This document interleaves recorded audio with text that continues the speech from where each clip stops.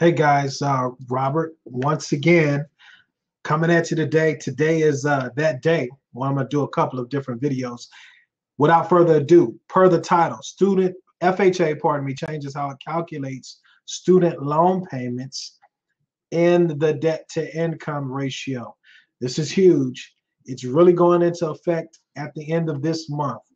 So any case numbers, anybody starting a loan that's going to go FHA after June 30th of this month, then the following is going to happen. Let me see if I can't get a screen share going on. Actually, you know what? Let me see if I can't add this extension real quick. All right, it says it's been added. Pardon for the technical difficulties. So screen share, let me see if I can't get a screen share going on. And this is the screen I want to share. So once again, talking as it pertains to FHA, and let's see if we can't blow this up a little bit. Yeah, there we go. So the FHA, the rule and the handbook, that's just the guidelines. What I want to deal with is right here. So bottom line, prior or currently up until the 30th of June, if you have a student loan payment and it was going to be deferred for 12 months or more, we would not have to take the potential payment or the income-based repayment payment. Well, let me digress. Let me back up. I'm getting ahead of myself. If you didn't have a payment and it was going to be deferred, the student loan or loans for 12 months or more, we wouldn't have to calculate or try to calculate a payment to put in your debt to income ratio, right? Definition of debt to income ratio is what we look at as lenders when we take your income, gross income, and basically divide that by the payments that you have on your credit report and the potential home payment. And then typically you want your ratio to be, 41% or less. It can go 43, and it just depends on lenders that you're dealing with. I myself, I can go as high as 55% as far as a back-end ratio is concerned, but we have to have what's called compensating factors to go there. I digress. I want to get into that part of the underwriting. The point I want to make is after June 30th going forward, if you have a student loan, period, and it doesn't have a payment assigned to it, or it's in deferment, okay? Could be in deferment for 5 years, it doesn't matter. We have to take the total balance and take 1% of that. As you can see here, it says, try to do this without looking. Regardless, let me highlight it here. Okay, it says regardless, that's what we're looking at. I'll unhighlight it. Regardless of the payment status, the mortgagee must use either the greater of 1% of the outstanding balance on the loan or the monthly payment reported on the borrower's credit report, or the actual documented payment provided. The payment will fully amortize the loan over its term.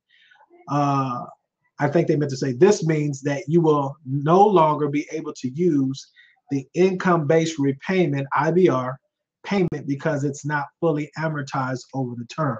So, I routinely see student loans, 50,000. Let's look at that. 50,000, 1%, that's $500 a month. Okay. Now, what does that mean?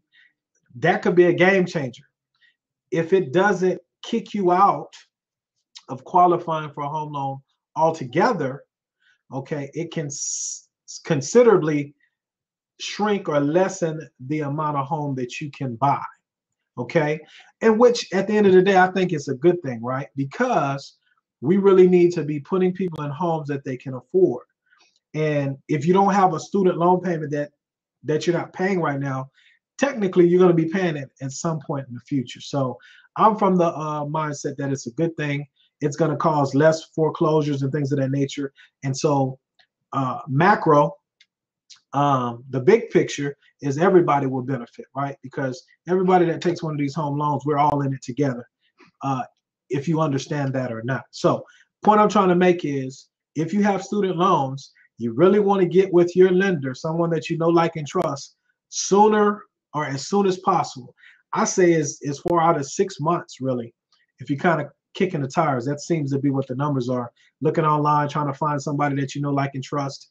But for sure, 45 days before seeing any realtor, if you can, you need to get with a lender to make sure that you're qualified, that you've gone through the process, that you've delivered all of your documentation, pay stubs, tax returns, bank statements, student loan repayments, so that either myself or whoever that lender is, that professional is, can qualify you, so that when you do go out to shop for a home, you could do so with confidence. You and your lender could go out with confidence, because at the end of the day, there's not a lot of inventory now.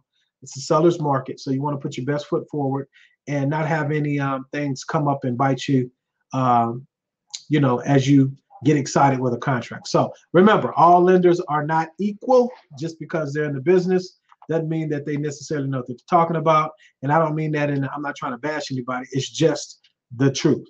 So there you have it. FHA is changing the way it looks at student loan payments.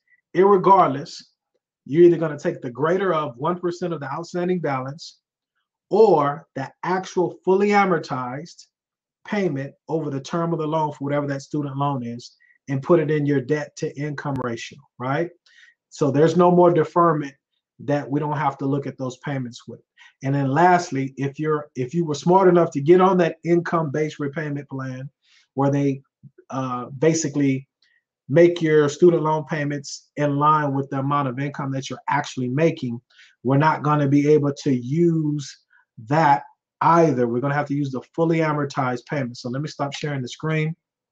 Hey guys, Robert Lewis, Lend to Texas, lendtotexas.com, in association with Open Mortgage. My NMLS license number is 180100. And yes, we are an equal opportunity credit lender. My time is up. I thank you for yours. Until the next time, peace.